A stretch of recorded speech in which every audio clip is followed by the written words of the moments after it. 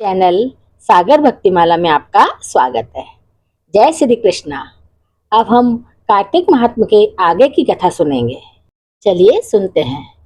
नारद जी बोले, इस प्रकार विष्णु पार्षदों के वचन सुनकर धर्मदत्त ने कहा, प्राय सभी मनुष्य भक्तों का कष्ट दूर करने वाले श्री विष्णु जी की यज्ञ, दान, व्रत, तीर्थ सेवन तथा तपस्याओं के द्वारा विधि पूर्वक आराधना करते रहें।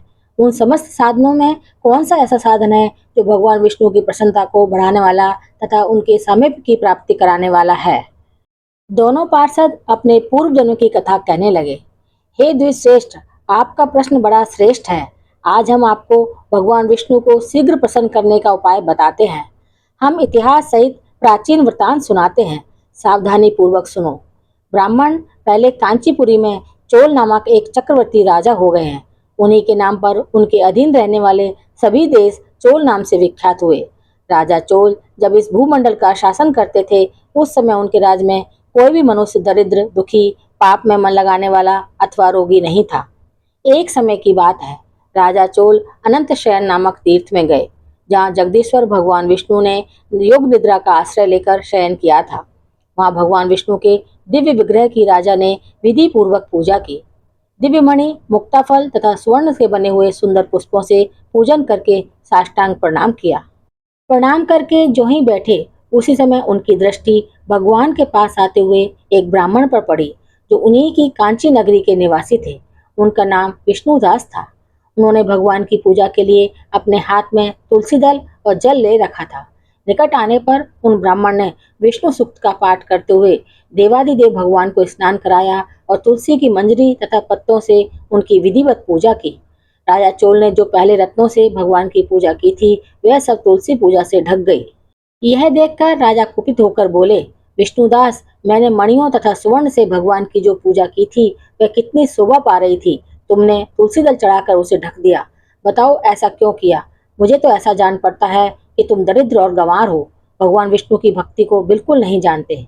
राजा की यह बात सुनकर द्विजश्रेष्ठ विष्णुदास ने कहा, राजन, आपको भक्ति का कुछ भी पता नहीं है। केवल राजलक्ष्मी के कारण आप घमंड कर रहे हैं। बतलाइए तो, आज से पहले आपने कितने वैष्णव व्रतों का पालन किया है? तब नृपश्रेष्ठ चोल ने हंसते हुए कहा, तुम तो दरिद्र और निर्धन हो, तुम्हारी भगवान विष्णु में भक्ति ही कितनी है। तुमने भगवान विष्णु को संतुष्ट करने वाला कोई भी यज्ञ और दान आदि नहीं किया है, और न पहले कभी कोई देव मंदिर ही बनवाया है। इतने पर भी तुम्हें अपनी भक्ति का इतना गर्व है। अच्छा, तो ये सभी ब्राह्मण मेरी बात सुन लें। भगवान विष्णु के दर्शन पहले मैं करता हूँ या यह ब्राह्मण? इस बात को आप सब लोग देखें, फिर हम दोनों में से किसकी भक्ति कैसी है, यह सब लोग स्वतः ही जान लेंगे। ऐसा कहकर राजा अपने राजभवन को चले गए। वहां उन्होंने महर्षि मुद्गल को आचार्य बनाकर वैष्णव यज्ञ प्रारंभ किया। उधर सदैव भगवान विष्णु को प्रसन्न करने वाले शास्त्रोक्त नियमों से तत्पर विष्णुदास भी व्रत का पालन करते हुए वहीं भगवान विष्णु के मंदिर में टिक गए। उन्होंने माघ और कार्तिक के उत्तम व्रत का अनुष्ठान, तुलसी वन की रक्षा, एकादशी को द्वादशाक्षर मंत्र का जाप, नृत्य, गीत आदि मंगलमय आयोजनों के साथ प्रतिदिन षोडशोपचार से भगवान विष्णु की पूजा आदि नियमों का आचरण किया। वे प्रतिदिन चलते फिरते और सोते समय हर समय भगवान विष्णु का स्मरण किया करते थे। उनकी दृष्टि सर्वत्र सम हो गई थी। वे सब प्राणियों के भीतर एकमात्र भगवान विष्णु को ही स्थित देखते थे। इस प्रकार राजा चोल और विष्णुदास दोनों ही भगवान लक्ष्मीपति की आराधना में संलग्न थे। दोनों ही अपने अपने व्रत में स्थित रहते थे और दोनों की ही संपूर्ण इंद्रियां तथा समस्त कर्म भगवान विष्णु को समर्पित हो चुके थे। इस अवस्था में उन दोनों ने दीर्घ काल व्यतीत किया। तो ये है कार्तिक महात्म के 26 अध्याय की कथा। आगे की कथा अगले अध्याय में सुनेंगे। मेरे चैनल को सब्सक्राइब, शेयर और लाइक जरूर करें। धन्यवाद।